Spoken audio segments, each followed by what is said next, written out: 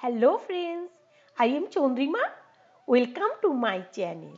আপনাদের রকমারি রান্না খেতে ইচ্ছে করলে ইউটিউবে গিয়ে লিখুন চন্দ্রিমার রান্নাঘর আর সাবস্ক্রাইব করে রাখুন আমার চ্যানেল।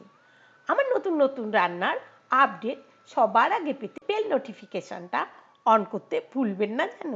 আজকে তৈরি করব মটন কিমা কারি। মটন কিমা কারি খুব সুস্বাদু একটি রেসিপি।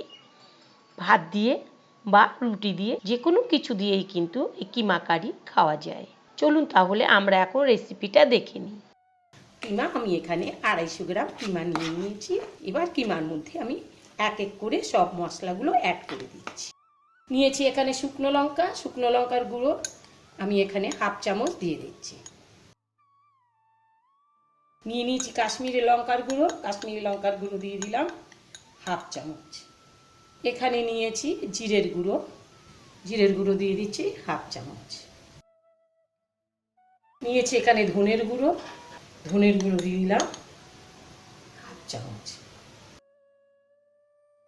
লবণ আপনারা আপনাদের স্বাদ মতো দেবেন। দিয়ে দিচ্ছি হলুদটা আপনারা আপনাদের পরিমাণ মতো দেবেন।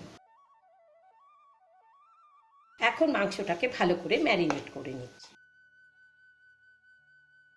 এবার নিয়ে নিচ্ছি একটা প্রেসার কুকার, ম্যারিনেট করা মটনগুলো দিয়ে দিচ্ছি। এবারে মশলার গামলাটা ধুয়ে এখানে আমি 400 গ্রাম জল দিয়ে দিলাম। প্রেসার কুকারটাকে এবার ঢেকে সিটি মেরে দেব 5টা।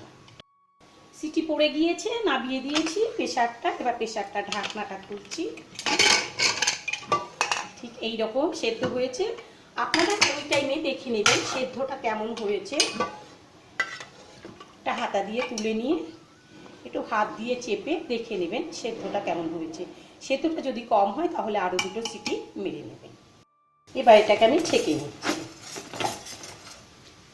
ভালো করে জলটাকে ঝরিয়ে নেব। জলটা ঝরতে দেবো একটু সময়। আর নিয়ে নিয়েছি এখানে একটা পেঁয়াজটাকে আমি কেটে নিচ্ছি। আর কাটা হয়ে গেলে পেঁয়াজটাকে দুভাগ করে তুলে নিচ্ছি। আর কিছুটা দিয়ে দিচ্ছি এখানটাতে মিক্সিতে।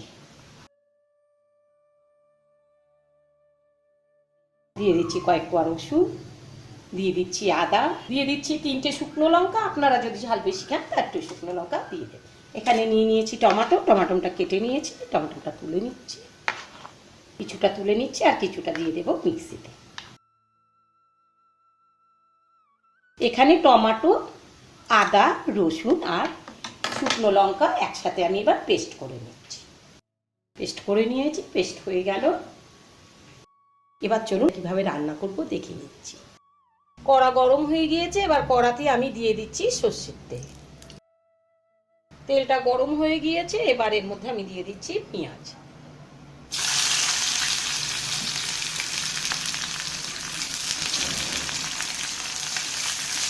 পেঁয়াজটাকে আমি একটু লাল লাল করে ভেজে নেব। পেঁয়াজটা ভাজা হতে এখানে দিয়ে দিচ্ছি বেটে রাখা মশলাটা।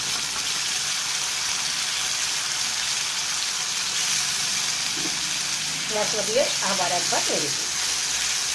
মশলাটা এবার কষিয়ে দিচ্ছি।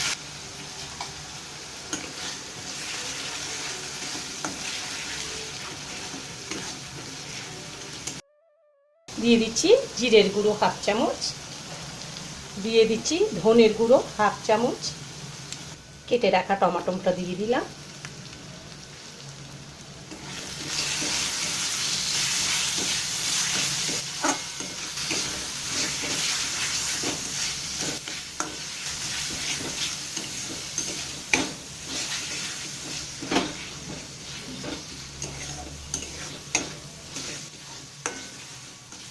এটাকে 5 মিনিট কষিয়ে নিয়ে এর মধ্যে এবার আমি সিদ্ধ করে রাখা মটনটা দিয়ে দিচ্ছি। জলটা ছড়িয়ে নিয়েছি, দিয়ে দিলাম।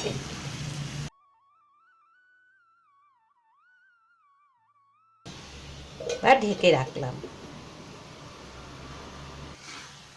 2 মিনিট বাদে ঢাকাটা তুললাম। ঢাকাটা তুলে আরেকবার নেড়ে দিচ্ছি। এবার আমি গ্যাসটাকে বাড়িয়ে দেব। গ্যাসটা বাড়িয়ে দিলাম।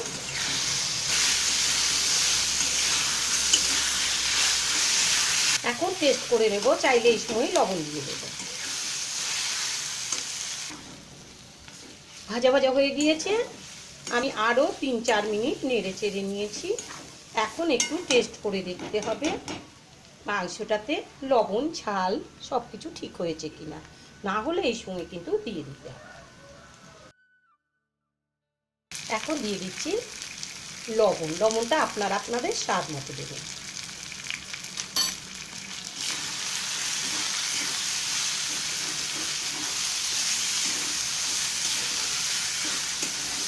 এবার গ্যাসটা বাড়িয়ে দিয়েছি, সেই জন্যে ঘন ঘন নাড়তে হবে, নয়তো তলাতে ধরে যাবে। দেখুন তলাতে পড়ে যাচ্ছে।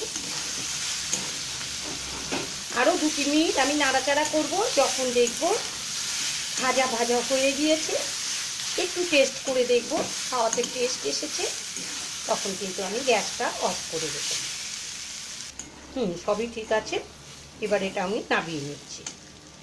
আমি নামিয়ে নিলাম, পরিবেশন করে দিয়েছি। আপনারা তৈরি করে খান, আর তৈরির পরে কেমন হয়েছে আমাকে কিন্তু অবশ্যই লিখে জানাবেন। যারা এখনো আমার ভিডিওকে সাবস্ক্রাইব করেননি, সাবস্ক্রাইব করুন, লাইক করুন, শেয়ার করুন।